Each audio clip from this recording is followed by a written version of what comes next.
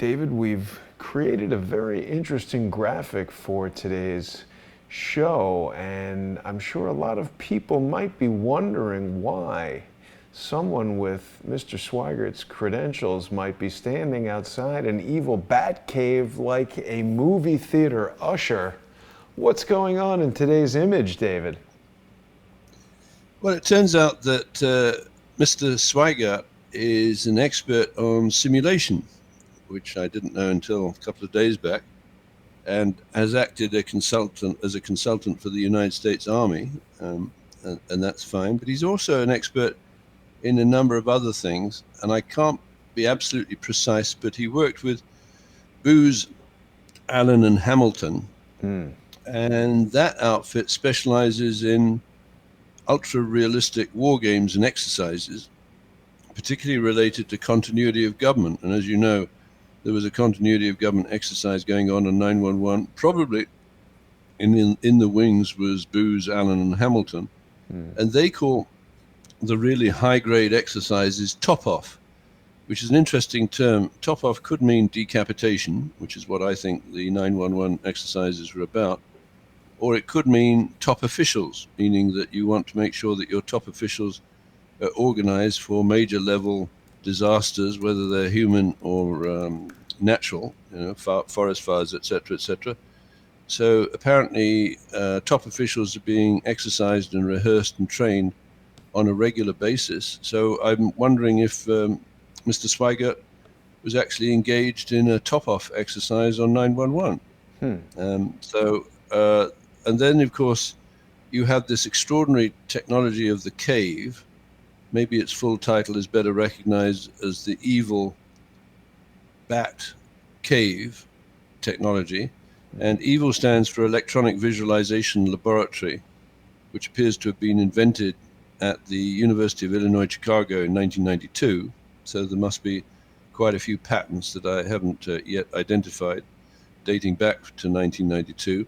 BAT, I believe, is bright advanced technology, meaning the resolution, clarity, precision, and lightness of the projected images.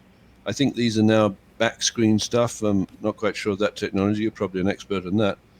But EVL BAT is a good start. And then to end the phrase with cave, and your marvelous collage there where you've got the bat.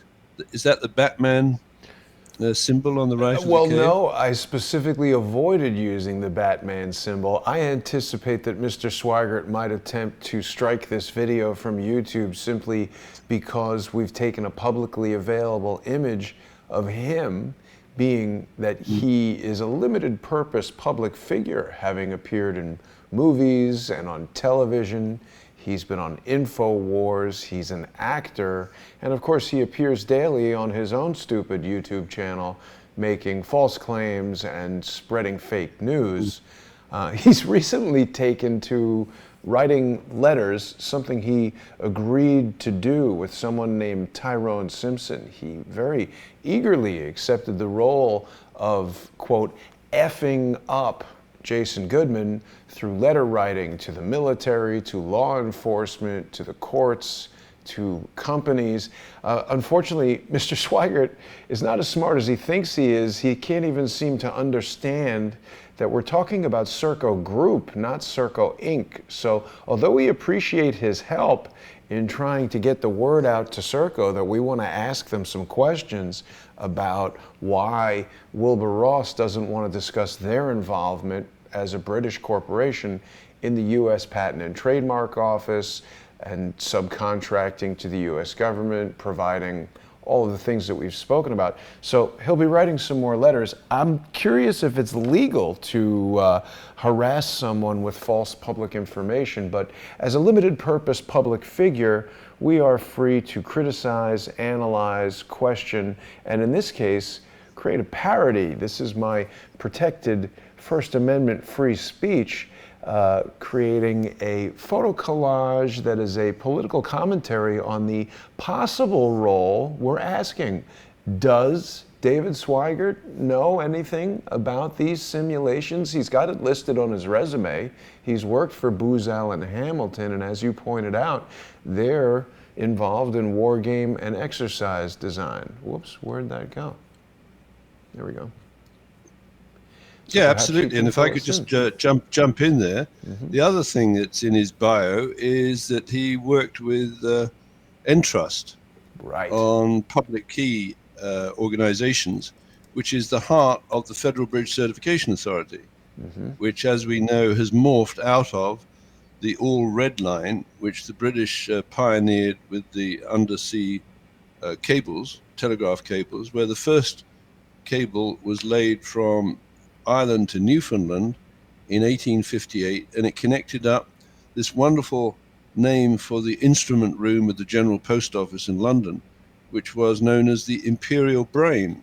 Yeah. And these are not inconsiderable words when you think about it, when you think that the United Kingdom or the British ran the world's most powerful empire probably for 200 or 300 years.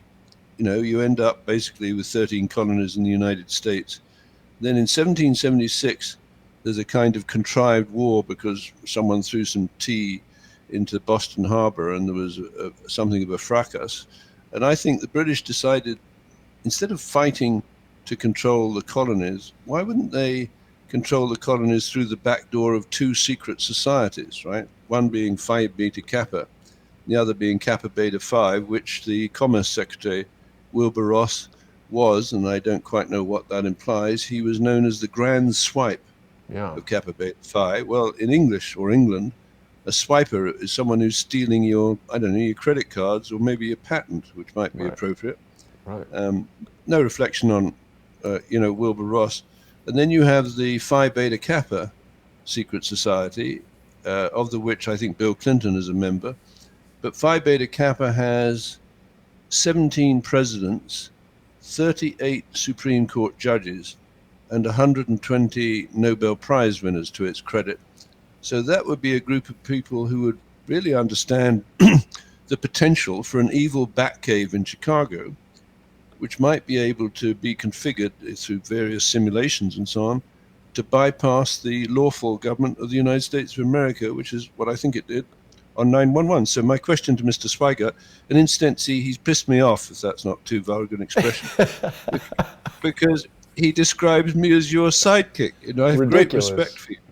I have a great respect for you, Jason, but I don't want to be your sidekick. I'm not, Well, you're most people not. who hear me. No, Yeah, definitely exactly. not, David. And I'm sure you don't want to be mine.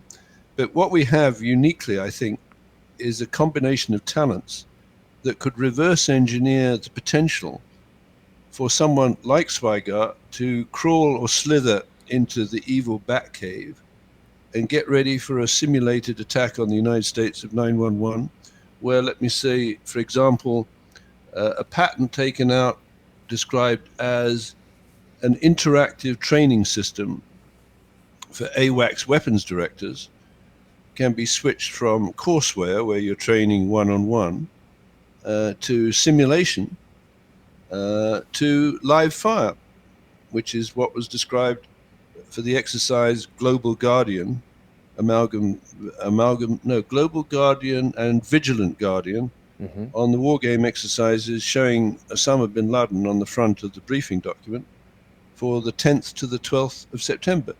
So we need to find out where David Sweigert was on 9/11, and you told me that he was in the Air Force. Is that correct?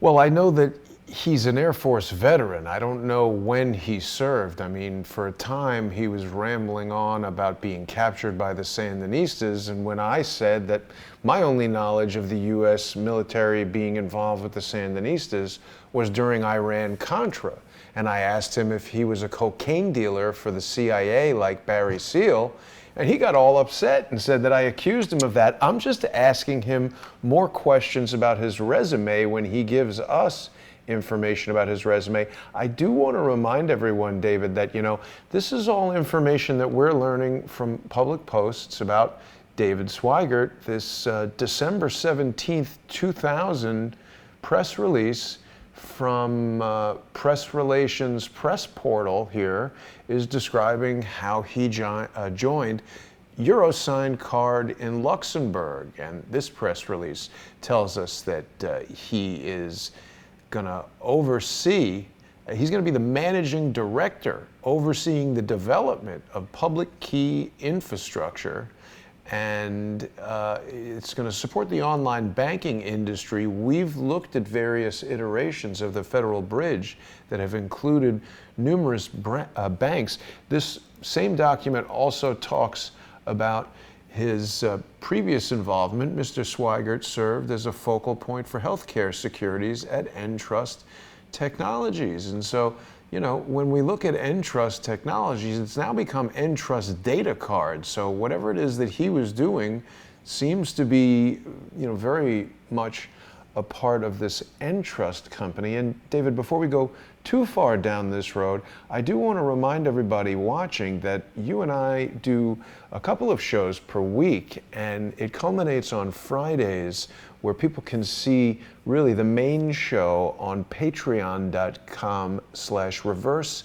CSI storyboards, and of course also on patreon.com/crowdsource the truth. It's very important, David, that our viewers become sponsors of the program. This is the only way that I earn money, and of course you're working very hard to do this research. You and I spend a lot of time putting these shows together, so I hope that people will sponsor you as well. We've had some brief conversations about the dust up at Patreon, and I've been working very hard to try to come up with a solution for people who dislike Patreon as a result of some of the things that have happened.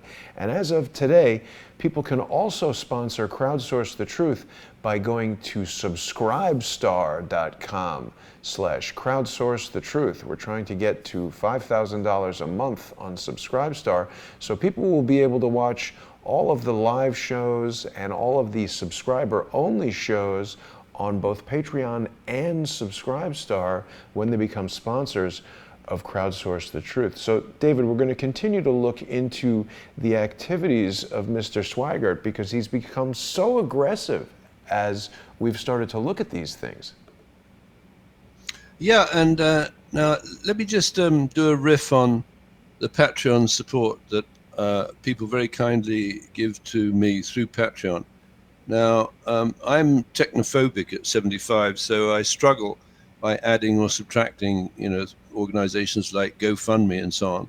And eventually I pulled out of GoFundMe because I didn't understand how to get my money out of that. And eventually I think they refunded all the people who put the money in. So I apologize for being technophobic, but I am, or do tend to be, I think, very loyal. So I'd like to put in a word for Patreon. As I understand it, Patreon is set up to help creative people create their work. So I receive money from through Patreon, and people are very kind about the creative work I do, you know, the storyboards.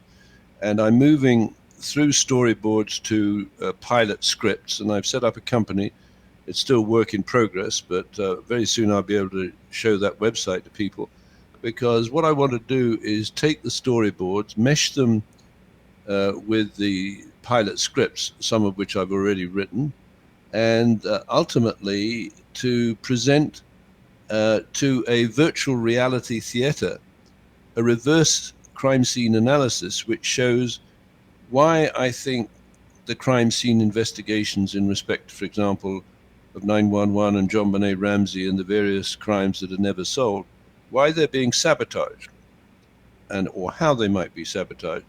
And there is an organization of which I have a big quarrel within the Department of Justice, which I think would be known to people like Christine Marcy, Field McConnell's sister, as to how it could be manipulated and exploited.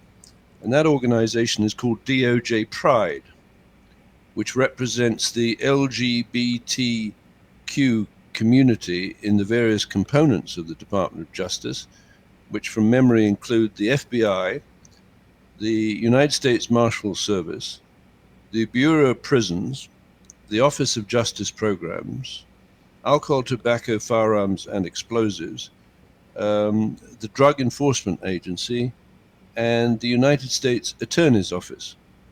Now, I would imagine that if you were able to create some kind of bond related to sex or fear or greed or power within the members of DOJ Pride, you could create a fifth column that would be capable of subverting justice. And I think I'm using that word, I believe, in the same sense as JFK used it in that famous 1961 speech, guerrillas by night, not enemies by day, and subversion and infiltration and so on. And I think what's happened with these characters at DOJ Pride, independently, they might have an orientation, a particular sexual orientation that governs their relationship with their partner. But I take very unkindly the idea that people with such sexual orientations should weaponize their sexual orientation and turn it against a target, which might be heterosexual or heteropatriarchal societies, as they deem it, that is, families with children.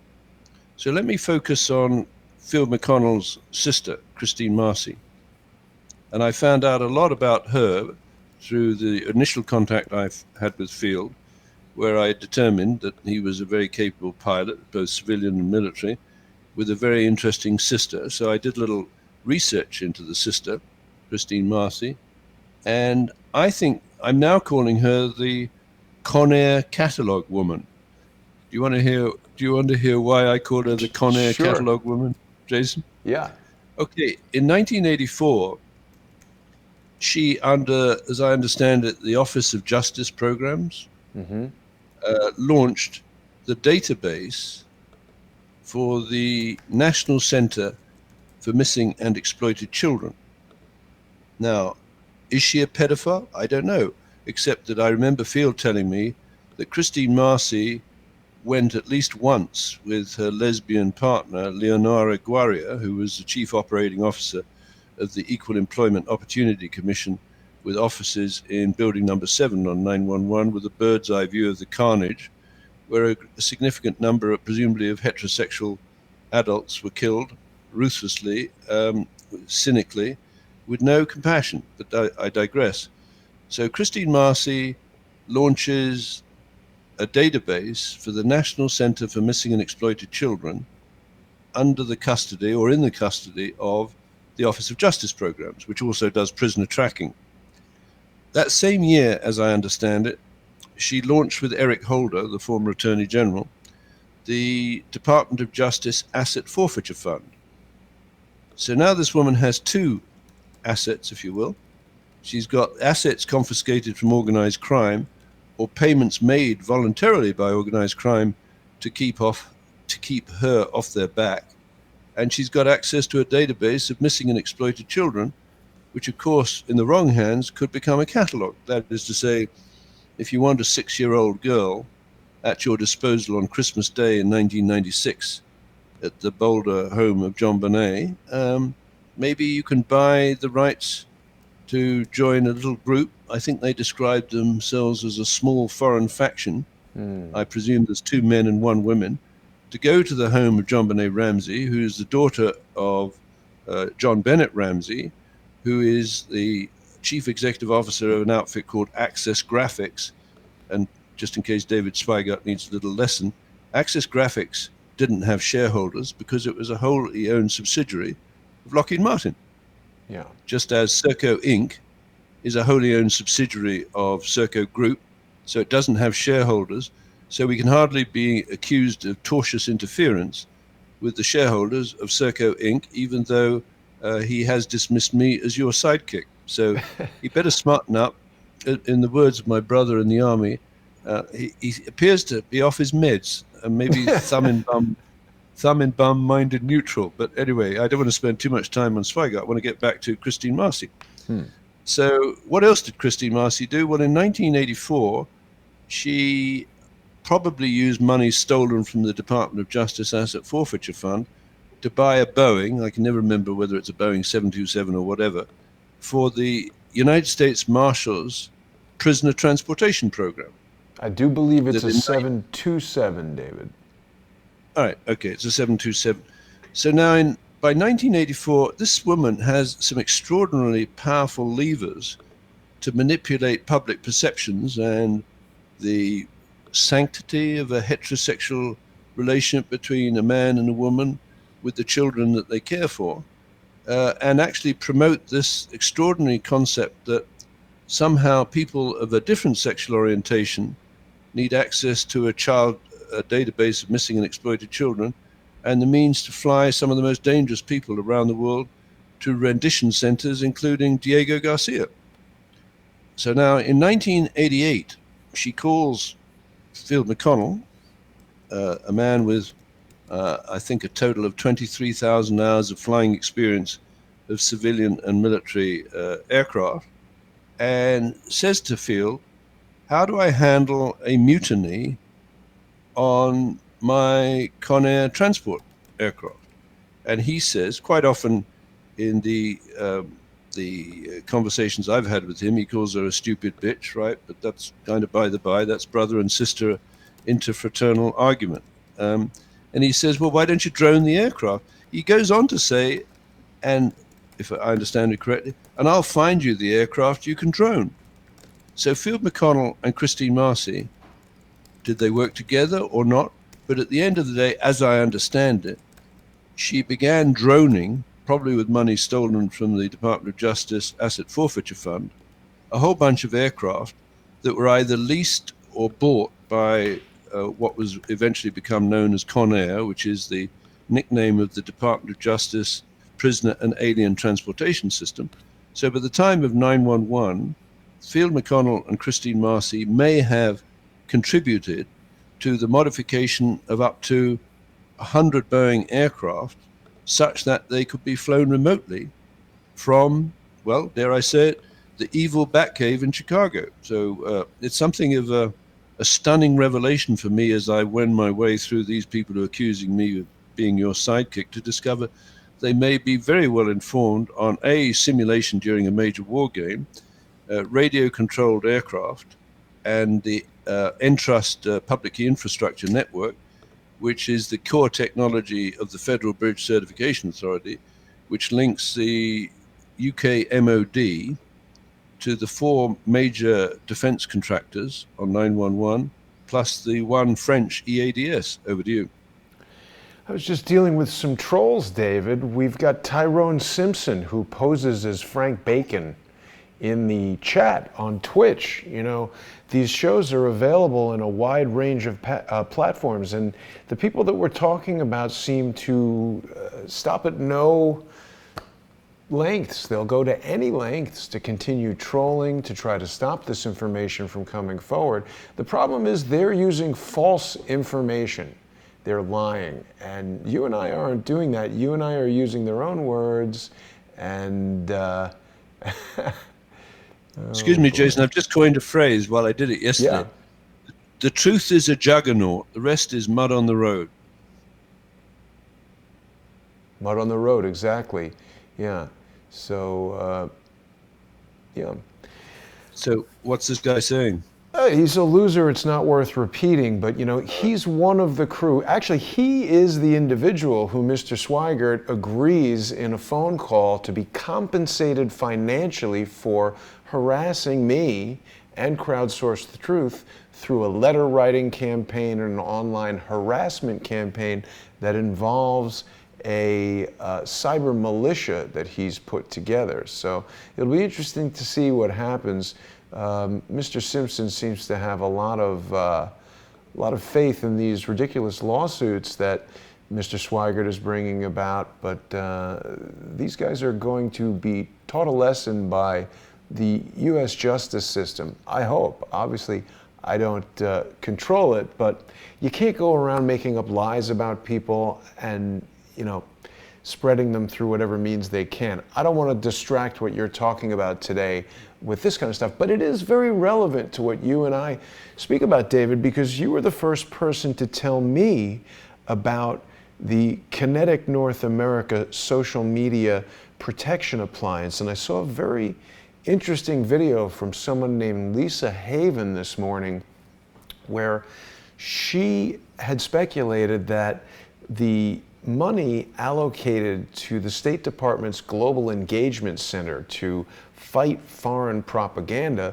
was very likely being paid to contractors who are doing that fighting. And they may employ tools including that Kinetic North America social media protection appliance, which would allow them to identify the types of things that you and I speak about and try to use fake news and lies and harassment to stop us from doing it, which is happening. I'm not making that up. David Sweigert sent a complaint to a company that is not even the company that we're talking about, naming corporations that don't even exist, like 21st Century 3-D Inc. I never heard of that corporation. But this is what they do, David. They don't want the truth coming out. Yeah, and let me just take a look at the legal remedies that we're talking about.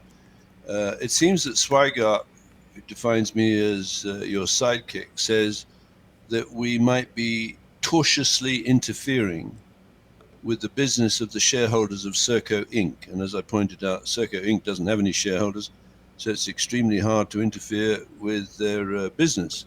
The SERCO shareholders are SERCO shareholders in the group, the SERCO group, whose representatives met on the 47th floor of the North Tower on the morning of 9/11 at a meeting addressed by Christopher Hyman, the chief executive officer of the time, who had just been at a breakfast meeting at the Risk Waters Group in the windows of the World Restaurant up to about, I would guess, 8:30 in the morning.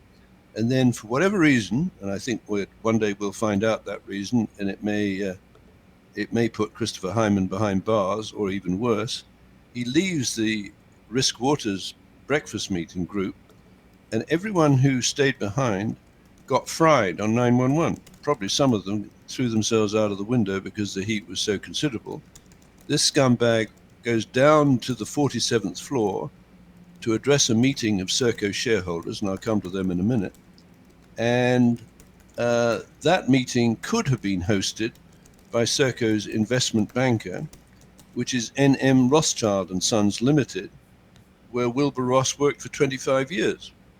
And N.M. Rothschild and Sons Limited is the investment banker for President Donald Trump and Queen Elizabeth II. Nice work if you can get it. It's also the investment banker for SERCO and Kinetic. So you've got an extraordinary web of bankers, if you will, and what they would describe, I would beg to differ, an intellectual elite of people swanning around these university campuses, such as the University of Illinois in Chicago and Northwestern University, such as Bernadine Dawn, who had a seminar on torture paradigms and practice, who with her lover slash husband slash creep sidekick, Bill Ayers, ruminated, if that's the right word, about how to maintain the revolution triggered by the Students for a Democratic Society and the Weather Underground organization, where it might be necessary to kill 25 million Americans. Now, let me just divert here. I see these people attacking at the instigation of outfits like Kinetic, and if people are interested to look at the Kinetic North America Inc. patent that's been granted, and the wording is Social Engineering Protection Appliance, they'll find the term that this device deals with semantic and non-semantic. I think non-semantic is pictures, and it trolls around the internet looking at images that might be deemed to be, or words, malicious or criminal.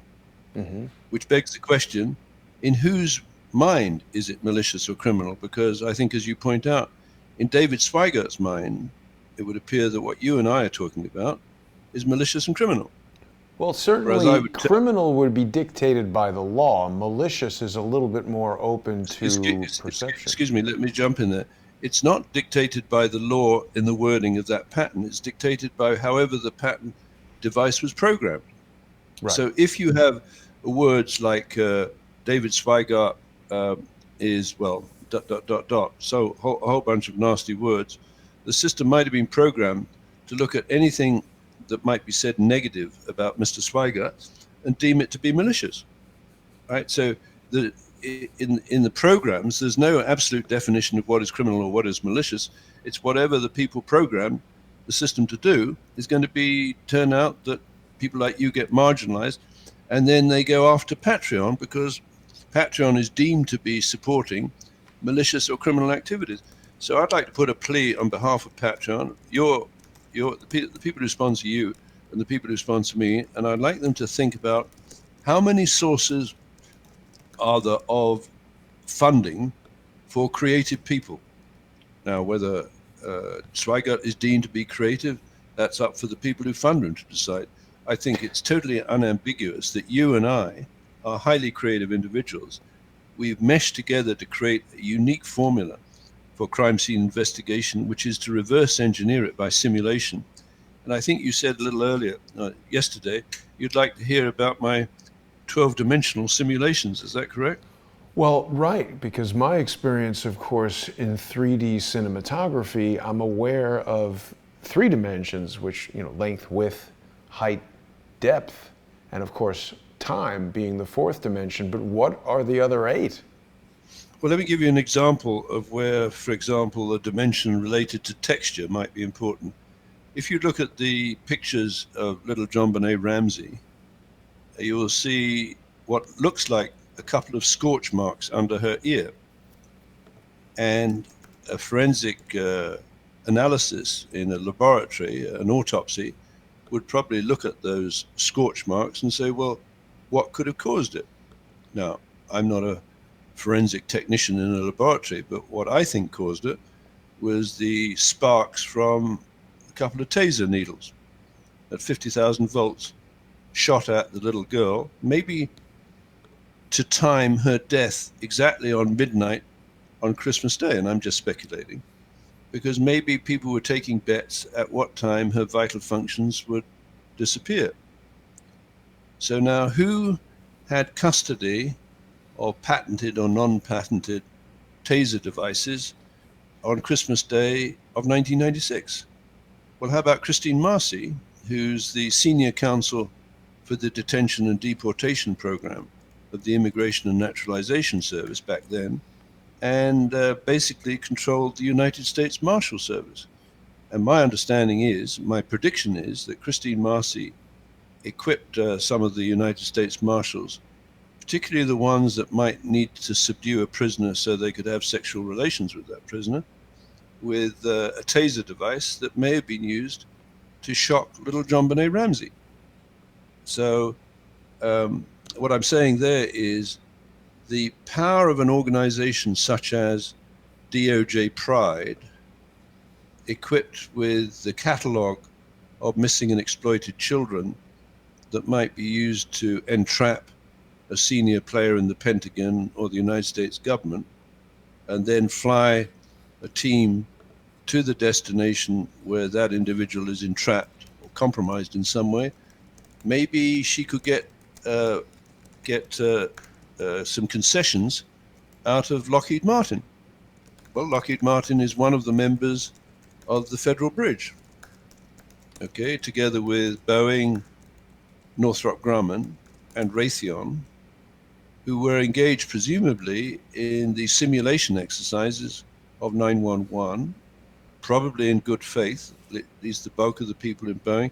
But what happens if there was a, how shall I put it, a mentor-protege group hiding in the skirts of Boeing that was extorting senior Boeing directors into doing rather bizarre things? For example, moving the headquarters of the company from Washington State near its production facility to Chicago, where it would be rather close to the evil Bat Cave. So what I'm basically saying is, what was Boeing's role on 9/11, and had it been subverted or infiltrated by protege companies under the Christine Marcy's mentor-protege program, such that some of these proteges were inside the evil Bat Cave, ready to throw a switch that would convert Boeing aircraft from a simulated exercise to live fire to attack various key targets in the United States. So Patreon is one of the companies, and there aren't many, I believe, that has been providing a good source of income to creative people like yourself and myself. And when you or I or Patreon is attacked by people like David Sweigert, I suggest the public's interest is best served by looking very hard at Mr. Sweigert to see if he's breaking the law or libeling people. It's not libelous to say that I'm your sidekick. It's just misrepresentation, because I'm not. It's not libelous to say that I'm claiming myself to be a doctor or have a PhD. It's a falsehood, because I've never claimed it, and I'm not one. People sometimes call me doctor or professor because they think, I'm professorial, but that's not my fault, is it? Right? Well, but of course, David, it is libelous to post an article accusing me of crimes, like flying drones over Chernobyl and somehow participating in a civil, whatever was going on there, a revolution. That's totally untrue. And when you put out falsehoods accusing someone of crimes, which they've done extensively, that is libelous, because it's intended to defund me, it's intended to defund this operation and get people to not listen to what we're saying. So the most important way that the casual viewer can counteract what Sweigert and his incompetent disciples are engaged in is to sponsor the program by going to patreon.com/crowdsourcethetruth or patreon.com/reverse CSI storyboards. These guys are out there, and they are adamant about preventing us from sharing this information with the public. It just causes me to wonder why. I mean, if they don't like me, why would they care that we're talking about these companies, asking why foreign corporations play such a key role in the U.S. Patent and Trademark Office? These are legitimate questions for us to be asking of the U.S. Commerce Secretary. Shouldn't involve harassing me with false comments, antagonizing statements, trying to screw up our show here and waste our time and distract people in the chat. And let me just go on to the business model that you and I have been talking about, and it's developing in my mind, that might help people who are funding us or helping us sponsor us through Patreon see that, at least in my mind, I'm doing all the time a means-end analysis. That is to say, my end goal, I recognize now that crimes on the scale that have been perpetrated through the imperial brain back in the 19th century to the evil bat cave in Chicago in the present century are of a scale that most juries, judges, and witnesses are too terrified to go all the way into the criminal courts and try and prove murder for hire. Now, my reading of, I think it's section 1958 or 1952 of murder for hire says something to the effect that anyone who uses or travels or induces the victim to use or travel in interstate or foreign commerce for the purposes of murder for hire, where death results, is looking at life imprisonment or the death sentence.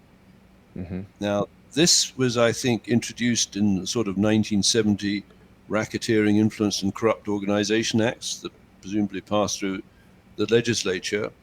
And I think it was really designed to catch the people who might not actually pull the trigger, but actually pay someone who did pull the trigger, or might take the gun from one state to another state, supply the gun to the local killers or the international killers, and then disappear for the crime scene. And these are sort of meta crimes, if you will. The 911 attack was a meta crime.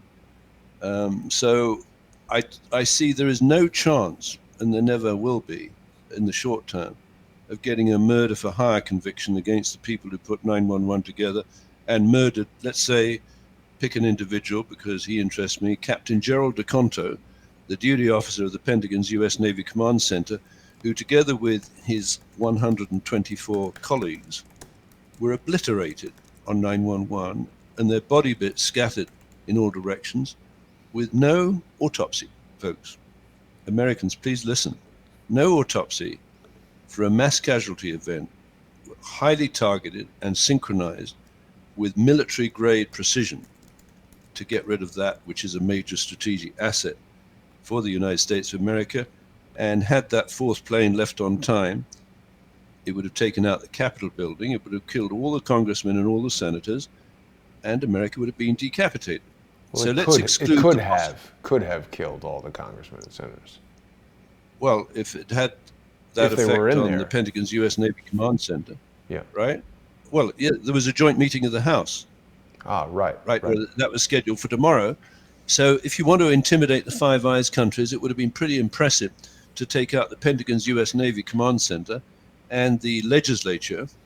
Incidentally, the Capitol building was designed by the first superintendent of the Patent Office, Dr. William Thornton. I think that's his name. And that was the sort of the 1810 period, but I digress.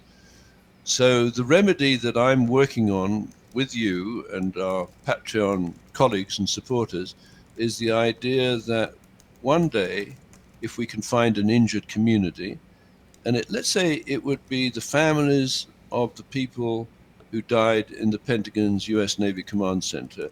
So there's 125 people there. I assume there's 125 families, more or less closely related to those people, who I think I would like to believe you and I, together with, or simply by borrowing the evil bat cave for a simulation, can demonstrate an argument by reverse engineering the crime scene at the Pentagon to show that those people died a wrongful death as a result of the negligent, reckless, willful, or fraudulent use of various patented device by their custodians.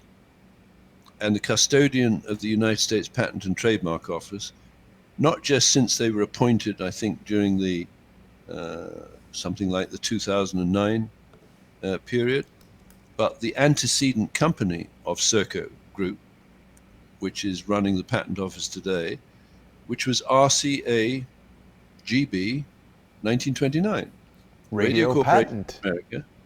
Yeah, Exactly. radio patent Comes company. back to Sweigert, right? Yes. So Sweigert claims to be an expert in radio, so I presume he's an expert in radio patents.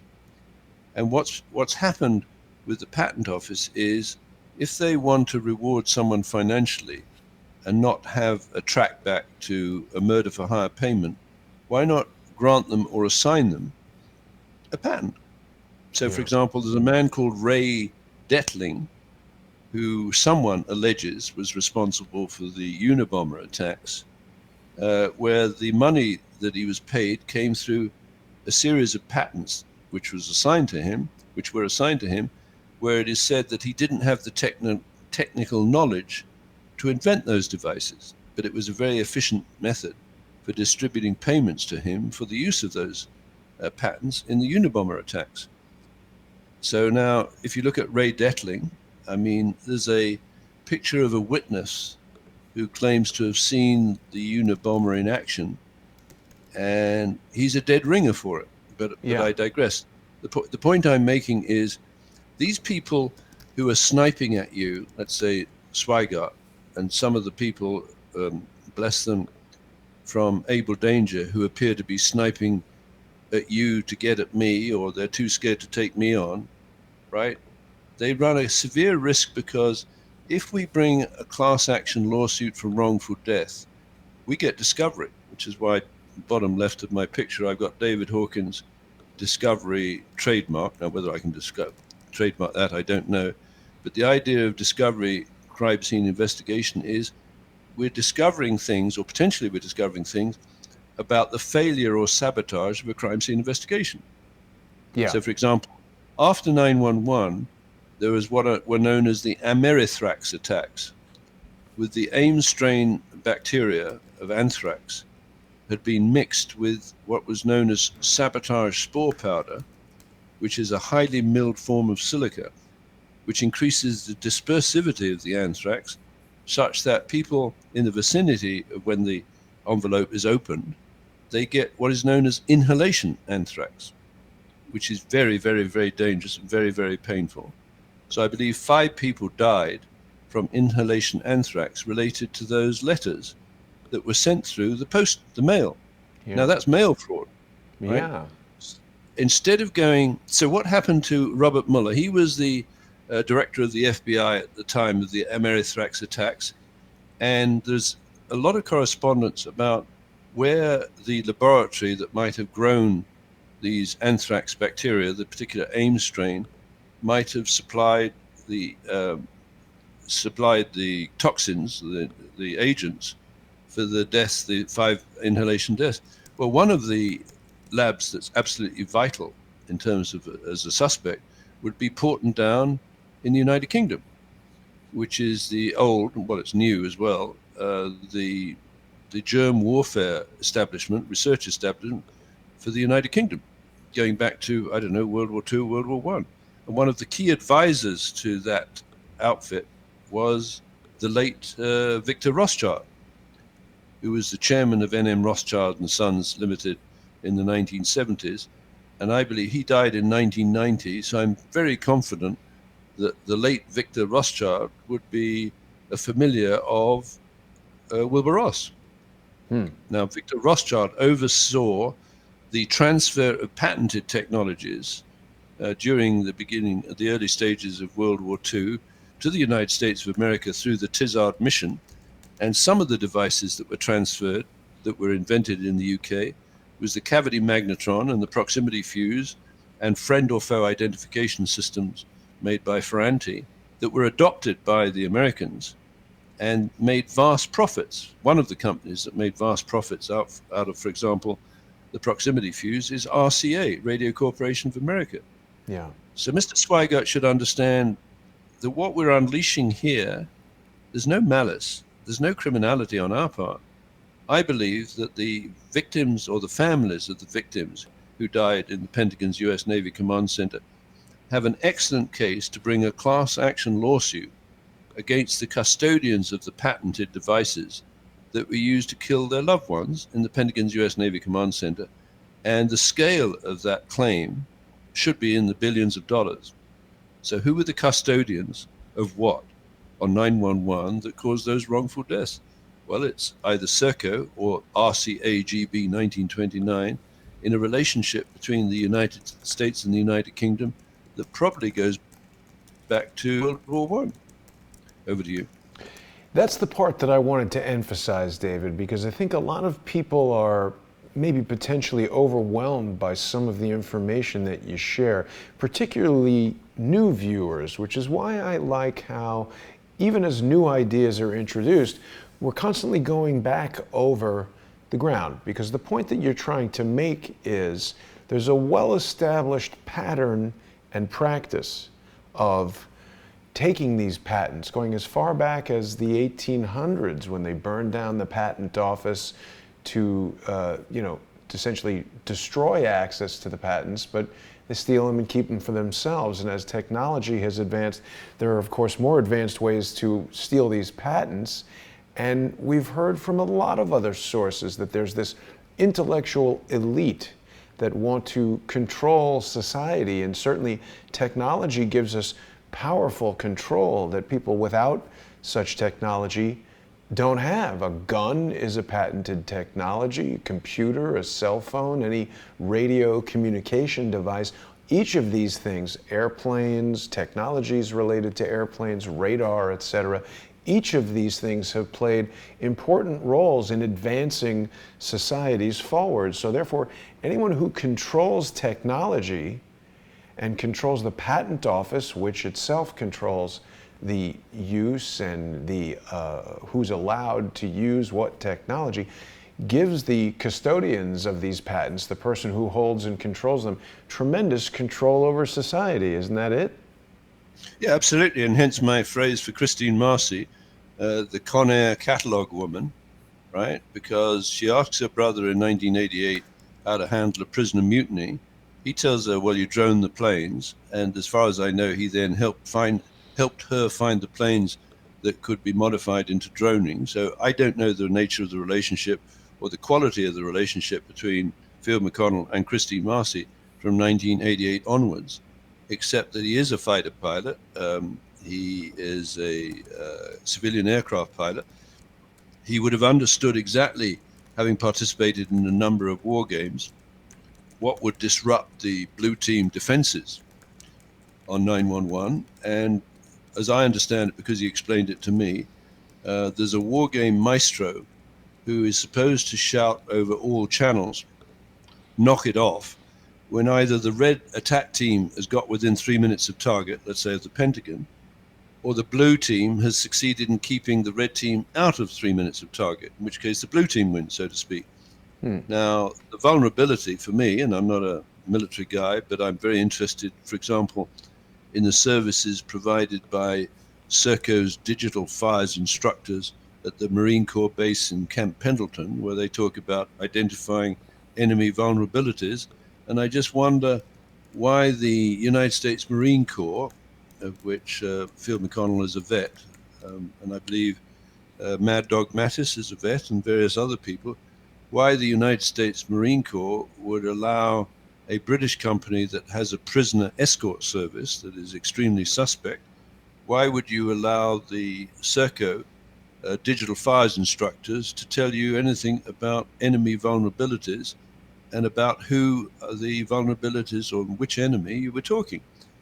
So as far as I can see, what we got here, and I think you're absolutely right, we need to go over this repetitively, is if you can commute or establish a telepresence, I think they call it, Yes. for the imperial brain of the 19th century into the evil bat cave in Chicago, you've got the ingredients of some pretty amazing documentaries or docudramas, which is what I'm hoping to do, where we can help the injured communities, such as the families of the victims who died in the United States, the Navy Command Center in the Pentagon.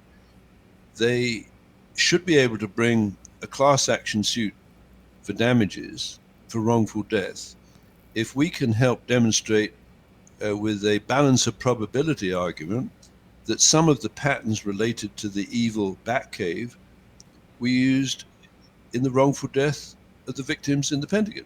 So there you have that picture. You've got Wilbur Ross and Donald Trump. Now, Wilbur Ross is the investment banker for N.M. Rothschild and Sons that helped President Donald Trump restructure his debts, if I understand correctly, after he'd coated the toilet seats with gold leaf in his Trump Shuttle Inc. service. And I believe, Jason, you have sat on one of those seats. Is that correct? I don't think I used the toilet, but I did ride the. No, you know what? I did go into the restroom on the plane, and I saw the toilet. I can't say that I sat on it. I generally don't, Do you remember whether it was shiny or not?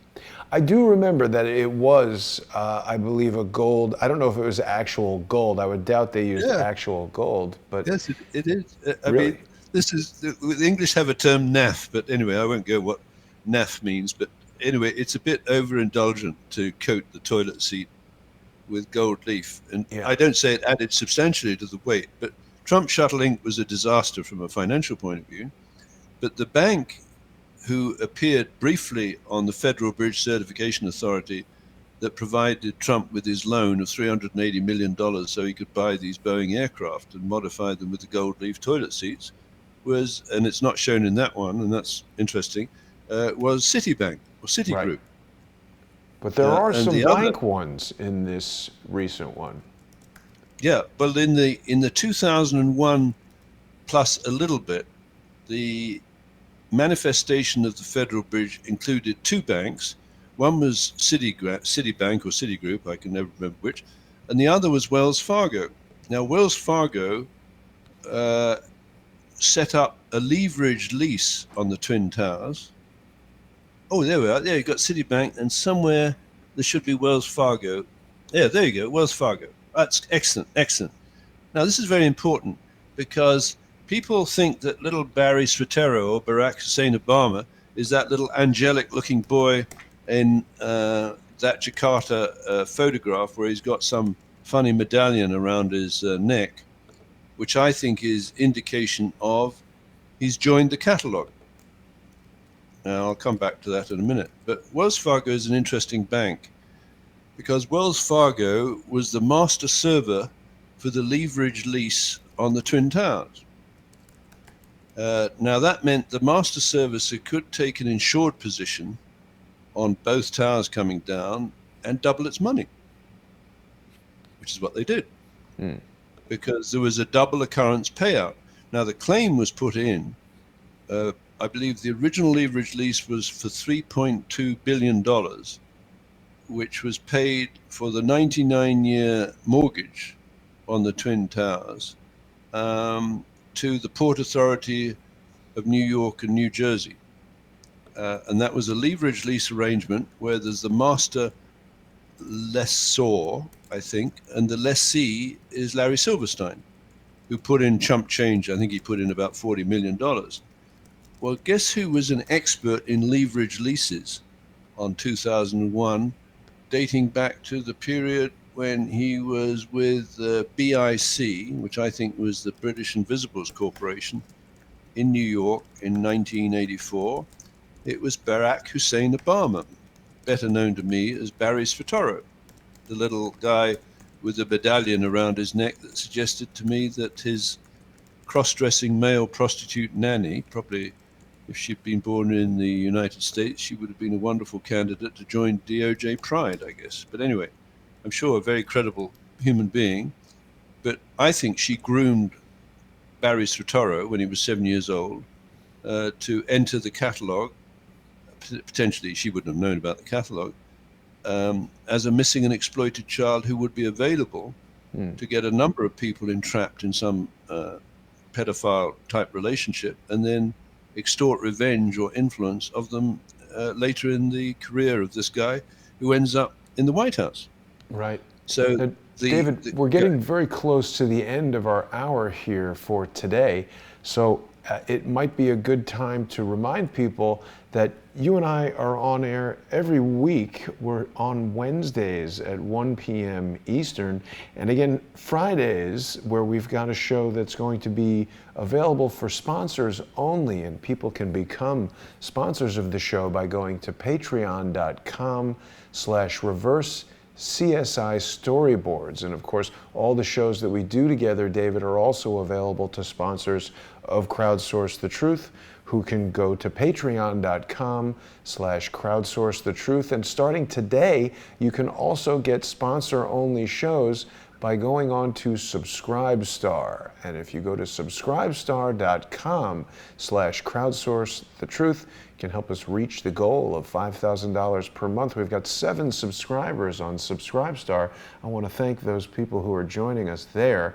You're going to see all of the exclusive videos on both Subscribestar and Patreon. So David, we've got just a few minutes more. What do we want to do to wrap this up and close out the idea that you've introduced today, that we did not know that David Sweigert was an expert in simulations, a consultant to Booz Allen Hamilton, that's advertising even today on their webpage that they're doing these simulated war games?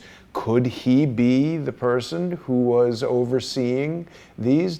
Was it his Entrust certification? Was he entrusted with creating these simulations, David? Do we know?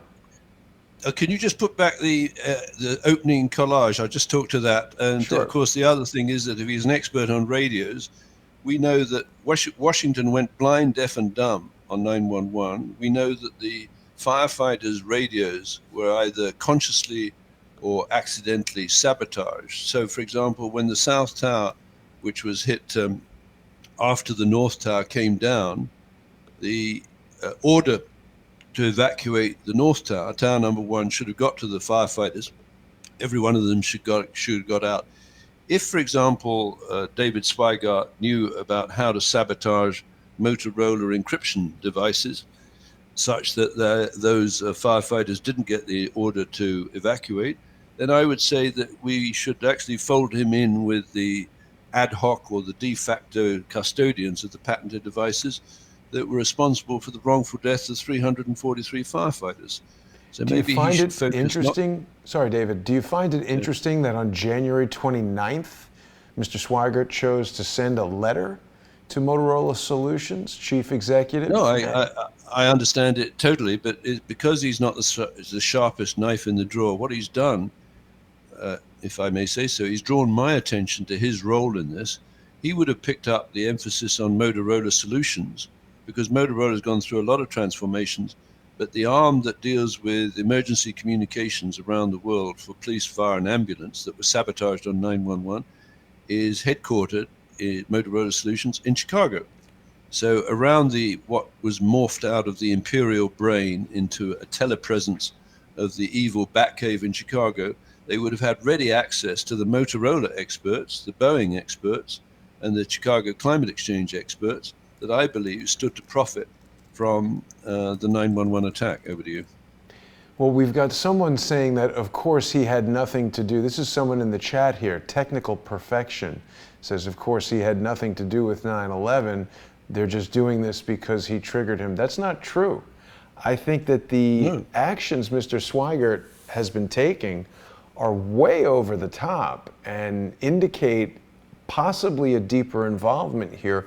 Why would someone go to such great lengths unless they had something to protect? Well, exactly. So I think maybe in a nutshell, people can visualize the imperial brain in the instrument room of the General Post Office in London, connected to the all-red line around the world to help the British run the empire, and not to assume that the British Empire has disappeared into the woodwork and folded, but has probably morphed or telepresenced itself into the evil Batcave in Chicago, and we're coming for them. Over to you. We're coming for them from a journalistic standpoint. We certainly mean no harm to any of the people that we're speaking about.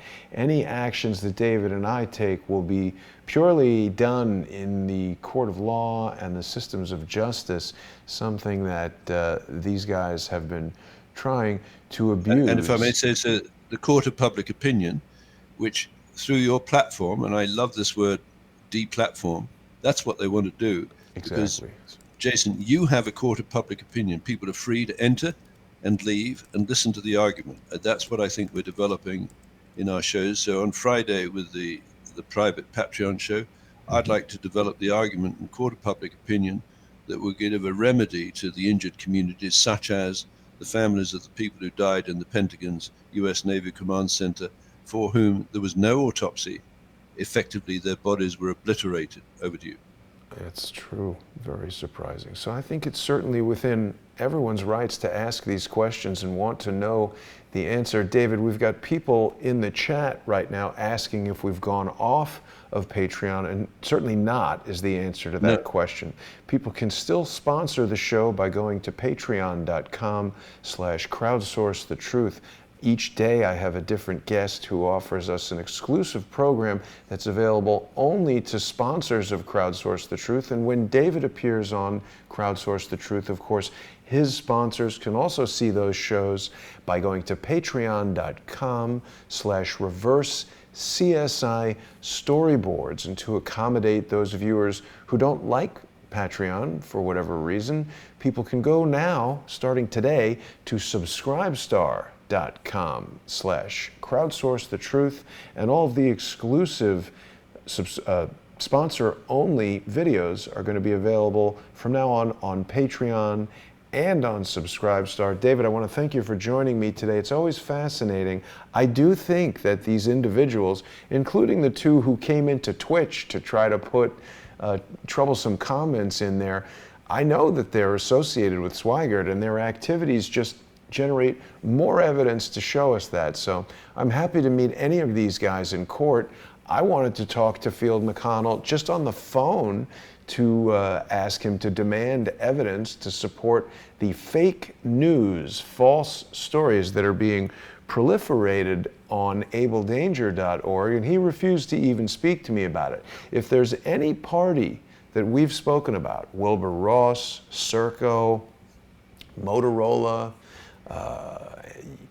any of these people want to come on the show, Christine Marcy, these are questions we'd like to answer them. I feel like they probably don't want to come on the show because they don't want to answer these questions. I will certainly answer any of the fake allegations being raised by Able Danger and the individuals who've obviously infiltrated their organization, but we'll continue that part of the conversation at some point in the future, David. I know you've got a lot of important things to share with us on Friday, and I look forward to seeing you then, David. Thank you very much, Jason. See you Friday. And thanks to all of our generous Patreon sponsors. I'll be back at 5 p.m. with Charles Ortel. He'll be closing in on the angry turds. See everybody then.